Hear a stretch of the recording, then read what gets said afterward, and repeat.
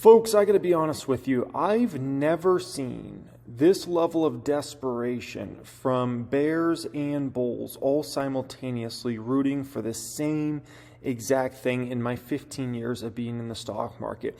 I've seen this market be very desperate for bulls before. I've seen it be very desperate for bears before, but I've never seen this. This is something new, folks.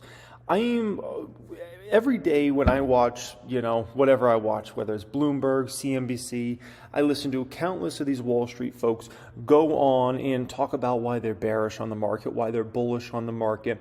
And what I see time and time again is what's leading to more and more desperation in this market for certain action to happen, and it's not happening.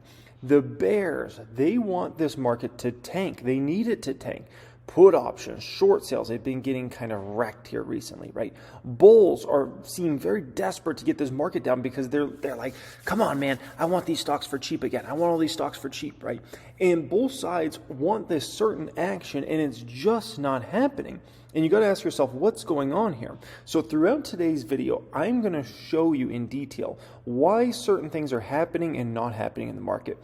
And I'm going to take you back to a time period in the past where almost identically this market we're going through right now has played out in the past. And I'm going to show you in detail exactly what happened in that market and exactly what transpired. And you're going to start to see so many similarities between what we went through in that market versus what we're going through in this market right now, okay? Hope you guys get a lot of value out of today's video. I appreciate every single person that subscribed to the channel that always joins me for these videos, folks. Let's get straight into this. And also thank you everybody that supports the channel and supports my content on Patreon. If you want to join my Patreon, that will be the pinned comment down there. You also get access to all the moves I'm making in the Patreon portfolio there, okay?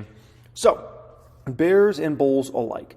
They all want to see Tesla back at $100. The bears want to see it. They got puts that keep expiring worthless time and time again. They got big short positions on this stock. They all want to see it back to $100. Let's be honest. Every Tesla bull out there wants to see that stock back at $100, unless they're super heavy on margin or something like that, and they're going to get margin called. Every single Tesla bull. I'm a Tesla bull. I would love to see Tesla stock back at $100. Please, please send it back to $100. I want that. But neither side can get that. Why can't either side get that stock back to $100 right now? Well, the bulls are not very incentivized to sell Tesla stock. Why would you sell Tesla stock if you're a bull right now, right? Demand's going back up again. They haven't said margins are going to fall off huge. You have an incredible product roadmap coming, right? You got Gigafactory Mexico coming that's supposed to all of a sudden start producing cars next year. Do you know the margins on those vehicles and what those will be, right? And so if you're a bull, do you really have anything to sell off of right now? Not really, right? And so if you're a bear and you're hoping the stock goes down, it's really hard to scare these bulls out now at this point in time. You got that big scare last year because it was about demand, right? But once demand started going back up, once they cut prices again, that kind of fell through. So now at this point in time, you don't have a lot to go off of to get that stock back down to $100. It's a possibility, but you're going to need some crazy, crazy stuff to happen to get that stock back down to $100, right? Shopify stock was $25 last year.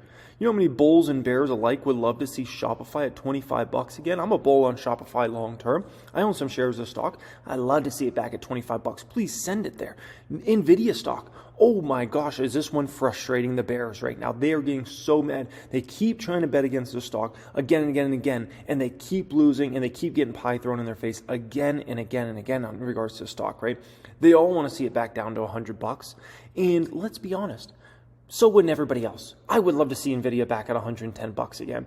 So wouldn't every other person that's bullish on Nvidia long term. Everybody wants a stock back at $110 again.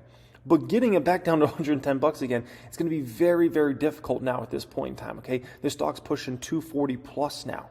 240 plus. At the end of the day, this is one of the most impactful, if not the most impactful company in the world for this next decade, right? And so when you think about it from that context, it's like, how are you going to get the stock back down to 110? I'm telling you, that's going to be a difficult challenge, but the bulls and bears would both like that. Everybody like that, right? Netflix stock last year in the summertime was all the way down to $160, $165. It's $311 today. Everybody wants to see that stock back down there. Bulls would love to see it back down there so we could buy for cheap, right? Bears would love to see it down there. Everybody wants to see this play out, okay? Everybody. Meta, oh my gosh, Meta's the biggest position for me in my public account, right? I mean, would I love to see Meta at 80, 90 bucks again? 100%. 100%. Is it happening? Nope. Not happening. I don't care what gets thrown at this market. That's not happening. I hope it does. But there's a big difference between hope and what's reality. Okay? So these folks all want, the bulls and the bears, they all want stocks to go to these certain prices, right? And I want to show you some important data and some important information so you can begin to understand what's actually going on here and the markets we've seen in the past that correlate exactly to this sort of market and how those ones played out. Because the bottom line is, in this whole situation, bears are not getting what they want, bulls aren't really getting what they want, and it's causing an overwhelming desperation in this market. did you guys see the video I did on the reaction channel today, right? Listen to that bearish guy. He's so desperate, he's trying to predict a crash in the next, a 20, 30% crash in the next 60 days. That's how desperate these folks are getting now. And it reminds me similar to what happened last year. Remember, Tom Lee would go on CNBC every other day, it seemed like, and talk about how the market's going to, do this and do that and all these positive things and bullish things, right? Remember he talked about in February, right? It was going to be a bloody rally in the month of February last year. And I mean, we just didn't get that time and time again. And the bulls kept looking more and more desperate, right? But now both sides are looking desperate in this situation. It's like, what's really going on here? Okay. I want to take you back to interest rates and this is Fed funds rate, since I was born in 1989. Okay. First off, it was like literally I was born and they were like, crash Fed funds rate, okay, immediately. This baby's going down. Jeremy's entered the world. It is now time to start tanking Fed funds rate, okay? And that's basically what played out since the time I was born, right? But nonetheless, check this out, okay? This is fascinating. This is when the stock market, the tech bubble peaked, right there at the beginning of 2000, okay? Now, prior to that, we actually had interest rates that were already starting to go up. And they kept going up even after the stock market had peaked. Then the Fed took a breather, right? And then the Fed started to lower rates kind of around the end of 2000 into 2001. And then kept lowering rates 2002, 2003, all the way to a bottom out here at about 1% Fed funds rate in 2004. Okay, and so they just kept lowering rates more and more and more and more and more. Then they kept raising rates higher and higher and higher. Then they flattened off, and then we got the great financial crisis, obviously. Okay, but this is a time I want you to focus on because this is where correlation starts to play out here. Okay, so I want to take you back to that tech bubble time and show you a few fascinating things that were going on in the market. Okay, so first off, this is where Amazon stock actually bottomed.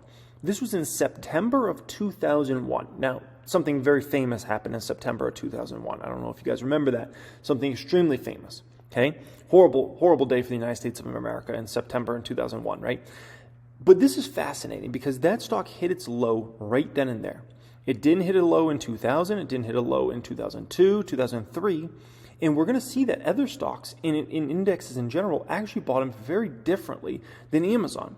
And Amazon in those days was seen as a huge bubble stock, right? Like the quintessential bubble stock. That was Amazon in those days, okay? This is way before like Amazon became this giant that's super respected that everybody's like, oh my gosh, it's the almighty Amazon and Jeff Bezos was super respected. This is way before those days, okay?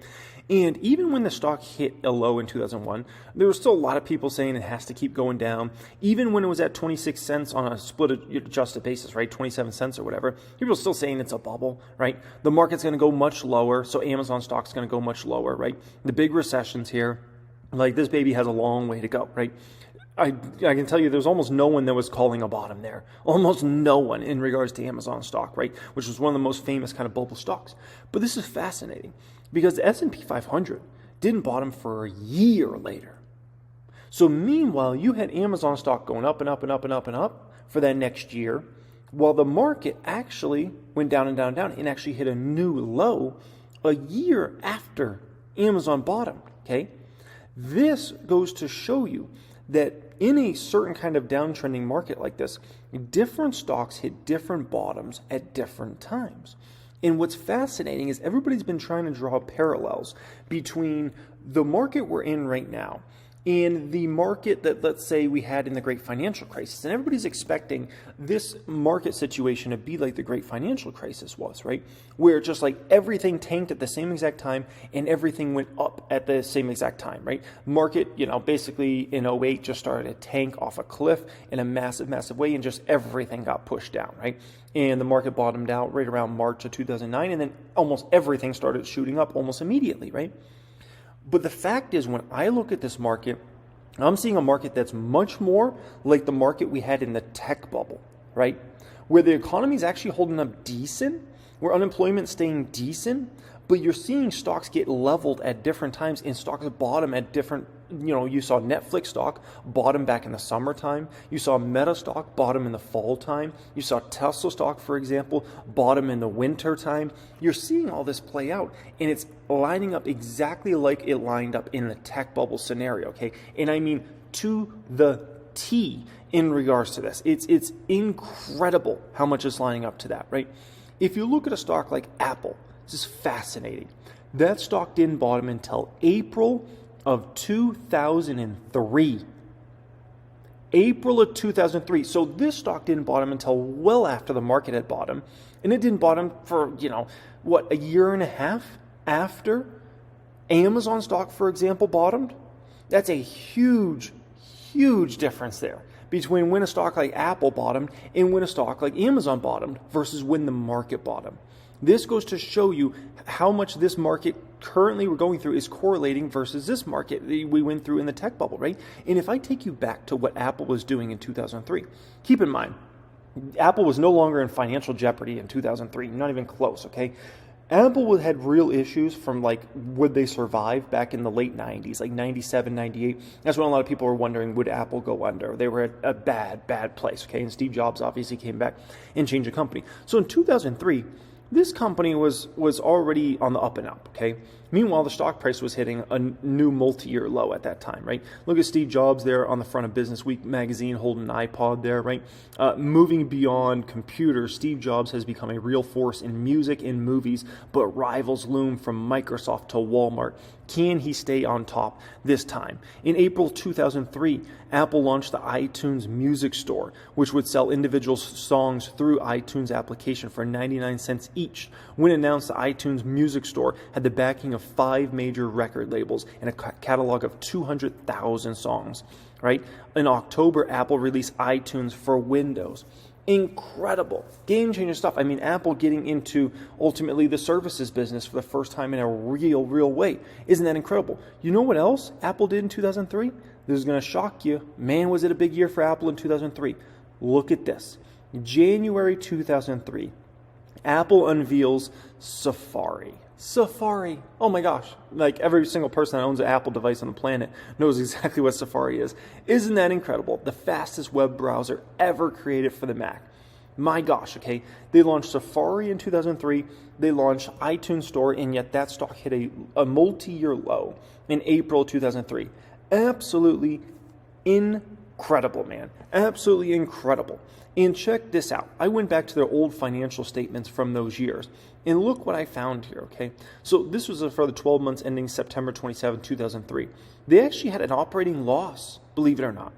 So this kind of goes to show you that just because a company has an operating loss doesn't mean their company's doomed or they're going to be bad or something like that. The one thing I appreciate with Apple is their operating loss was very, very minuscule, right? They weren't a company that was losing crazy amounts of money like some of these companies do, right? Apple lost a very small amount of money. They had a very small operating loss. And so that just goes to show you, my gosh, was it an incredible buying opportunity to be loading up on Apple stock in 2003, like with all their game-changing products they were releasing, and yet that stock hit a multi-year low. Absolutely made no sense, right? And this goes to show you there's a big difference between a company like Apple that had a very, very small loss versus something like, let's say, a DoorDash, right? I think DoorDash is just a horrible company. I mean, just to be quite frank, right? I mean, look at the trends over time. Look at their revenue, and look at their losses. Bigger, I should say, DoorDash net loss, okay? bigger and bigger and bigger. And so as they've grown revenues, their loss just gets bigger and bigger and bigger and bigger and bigger, right? Incredible. And so that's the difference between like an Apple, for instance, right? And something like a DoorDash, for instance, is Apple lost a very small amount of money, and it was clear like they had all these multi-game-changing products coming versus something like a DoorDash where it's just like the more money they bring in, it seems like the bigger losses that company takes time and time again. It's absolutely incredible, right? Now, with that being said, you can see opportunities in this market. I want to talk about some opportunities in this market, right? And kind of the way I view this, right? This is the dividend account, for instance, today, right? Where some of the indexes red, there was definitely a lot of the growth stocks were red today. But yet this stock eked out a gain, $1,000 here today. This is what Fidelity Investments calculates it's at for a 1-year rate of return for the dividend-only account, right? 7%. There, right, this account throws off just thousands and thousands and thousands of dollars of dividends every single year. And, 7% return, Fidelity calculates that for 1-year rate of return versus S&P 500, negative 7%. The Bloomberg U.S. Aggregate Bond Index down almost 10%. And it goes to show you've got to take advantage of where the opportunities are in the market at a particular time, right? There's going to be time periods in the future where this dividend account absolutely gets wrecked by my growth stocks, right? And by something like the public account that has a lot more, let's just call it growth stocks, right? More than Metas, the Amazons, the Teslas, those sorts of stocks that make up that portfolio, right? Honest, which will eventually come around, Elf, Revolve, a lot of those companies that one has, right? And so there'll be time periods, and there's been time periods in the past where the public account wrecked this dividend account. But I can tell you that's not the situation right now. The fact is the dividend account's doing far better than the public account. It's not even close. And the dividend account, according to Fidelity Investments, is crushing the market right now, right? And it goes to show you've got to take advantage of where opportunities are in the market. I haven't shown you guys this for a while, right? A lot of the bears like to bring up like, oh, stocks are overvalued, this or that, right? And it's like sometimes you just got to go and you got to look and see, is that true, right? Because these bears love to just throw out stuff like the stock market's overvalued, but let's go ahead and take a peek, okay? So if we look at just S&P 500 large caps, these are the latest numbers out of Yarndini, forward Ps. We're definitely still trading on the richer end. I wouldn't call it an insane overvaluation. We did have that market. Right here, if you wanted to say we are super overvalued here, fair play. We were, okay? It was the most overvalued large caps they've gotten since basically the tech bubble, boom, boom, boom, right? Which, once again, the tech bubble, boom, boom, boom, was a whole different situation there. But the bottom line is we're definitely on the richer end of valuations, but it's not like it's a crazy number there, okay? Mid caps trading actually still undervalued. Have they come back a lot? And are mid caps as good of a deal now as they were 6 months ago or 9 months ago? No, okay? But are they still relatively a good deal versus a market over the past 25 years or so? Yes, they are. If you look at small caps, for instance, are small caps a deal that they were 6 months ago? No.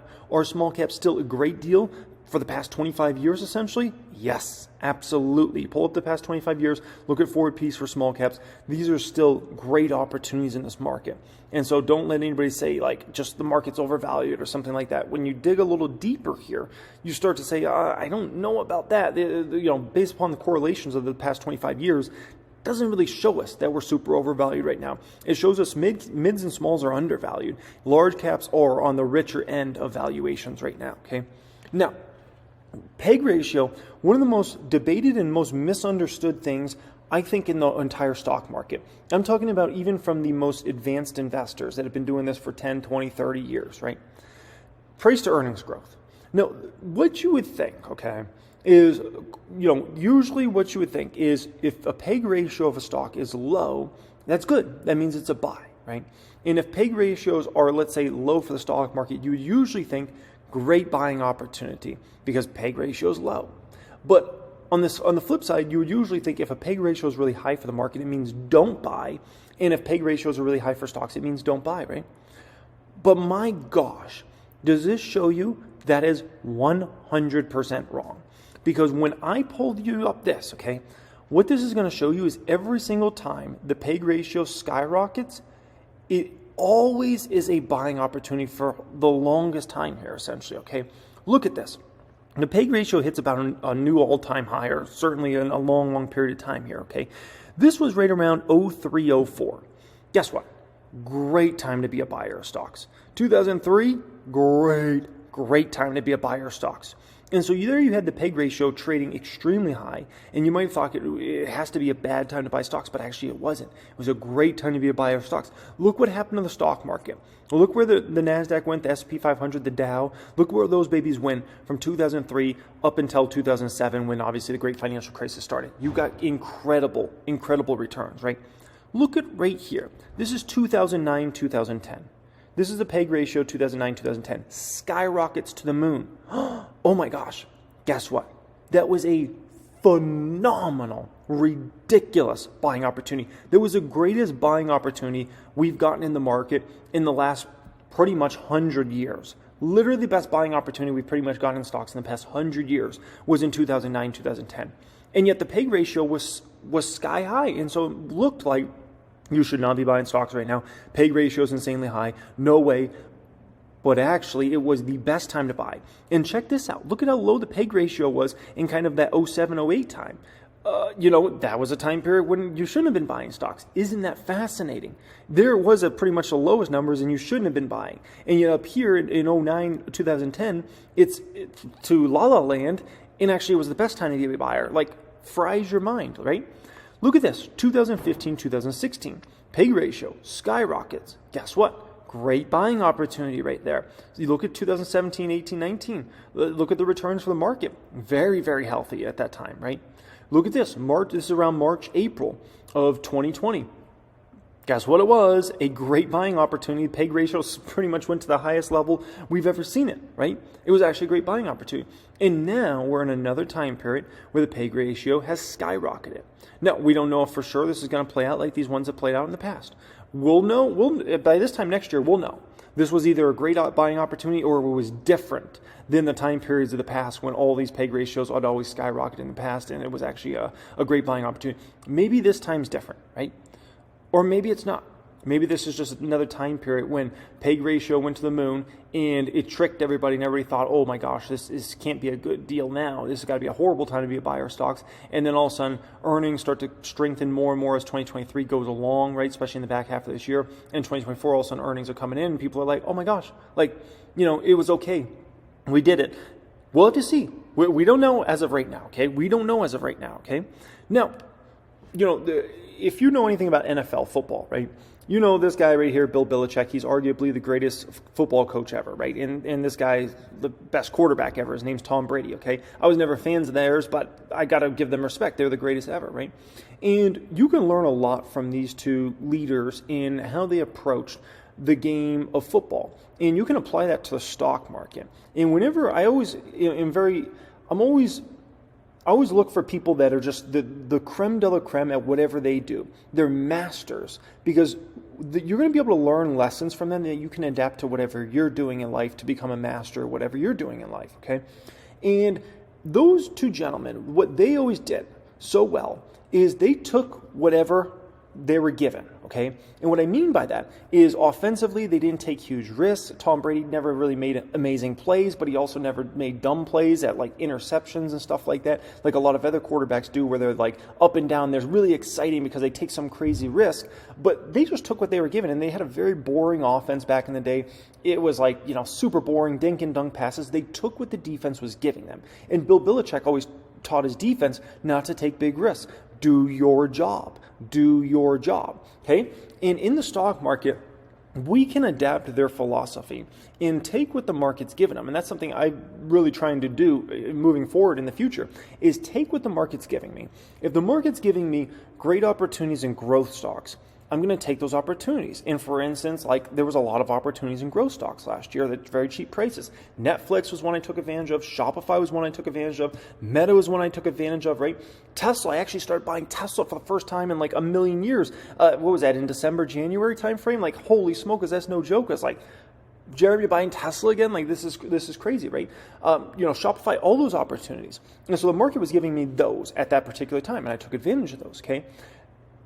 This year, I really feel like this is a year where the stock market is giving a lot of opportunities in dividend stocks, and I think it's going to continue to give a lot of opportunities in dividend stocks. And the reason being is obviously with treasuries being so high, I think just this entire year you're going to get dividend stocks for very cheap prices. And so that's what I'm getting given at this point in time. So in order for me to get the next first down, I've got to take what I'm giving. And you can't try to force stuff, because what a lot of people are doing in the market is they're trying to force these situations. And they're causing themselves to throw interceptions and lose a game, okay? And so I'm watching, I've seen so many people fry their accounts over the past 3 to 6 months playing put option plays, okay? Convinced that the market's going to tank, and they're going super heavy into these put option plays. And I'm part of, other Discord chats that are more on the bearish side, just because I love to keep an eye on what everybody's up to and what everybody's doing in the market, okay? And I keep track on different forums and stuff like that. I just love to keep an eye on everybody and what everybody's up to and what everybody's doing. And I'm watching so many people blow up their accounts this year on trying to force stuff that maybe is not there. No different than if you're a quarterback, you can try to force some crazy throw. But if it's not there, it's not there. It's better to just get sacked or throw it out of bounds than take an interception, okay? And what a lot of people are doing is they're trying to force things on the market that they want the market to crash right now. And it's like, it might not, okay? We already had the NASDAQ down 37+% at the lows last year. We already had that. So, is it possible for the NASDAQ to fall a bunch more this year? It's a possibility. But you've got to understand, you're trying to force things. You're trying to force things. And that's the worst thing you can do. You've got to take what the market's giving you, okay? Take what the market's giving you. If it's giving you some extraordinary opportunities, then you've got to take those opportunities. It gave short sellers an extraordinary opportunity back at the end of 2021. When you saw those stocks trading at the highest valuations they had traded at in, pretty much since the tech bubble, if you were somebody that was bearish on a short seller, you had that opportunity, right? You had a great opportunity to short right there. That's what the market was giving you. Now it's a much tougher market from the short selling side. And so the more and more you get desperate, you're going to make bad decisions. You're trying to force things. Desperation leads to forced things. Let things come to you and take advantage where you see the opportunities out there. And don't get, confused by this and that. At the end of the day, you get a great buying opportunity. You got, when I was buying Meta, like crazy at the end of 2022, right? And I think one day I bought like $77,000 worth of Meta, like a crazy number, right? I took what the market gave me. Did I understand that, sure, it could go lower? Sure. But I'm not going to try to force that situation. I'm going to take what I'm giving. And so if I got a chance to throw for a first down over here, doesn't mean I'm going to say, you know what? Maybe the next play I'll throw for a touchdown, so let me not try to throw the first down. Like, what? That doesn't make any sense. But that's what people do in the stock market all the time. They'll see a great opportunity, and they say, you know what? I'm not going to take advantage of that opportunity. I'd rather just, wait for the next opportunity and maybe I can throw a touchdown then. And it's like, dude, if you're getting given the easy first down, take the easy first down, okay? March the ball down the field and then go score your touchdown. Not every play doesn't have to be a touchdown, okay? If you need a baseball analogy, every hit doesn't have to be a home run, okay? You can make a lot of singles, doubles, and triples, and that's going to be just fine. You can be a great player and make a whole lot of money in baseball, right? You don't have to hit a home run every single time. And so in the stock market, take what you're given, and you're going to be able to make a lot of money in this game. And if you're not given anything at a particular time, you don't have to take advantage, because there's nothing to take advantage of there, okay? Hope everybody enjoyed this video. As always, I appreciate every single person that subscribed to the channel. Thanks so much for being here, folks. I recorded you guys a video a couple nights ago. It's on how to scale your portfolio to 6 figures and beyond. It's a little 30-minute workshop. It's absolutely free to join that and get access to that. That's going to be the pinned comment down there if you want access to that. It's going to take you through 5 steps on how to actually do that and achieve that. I appreciate everybody. Much love as always, and have a great day.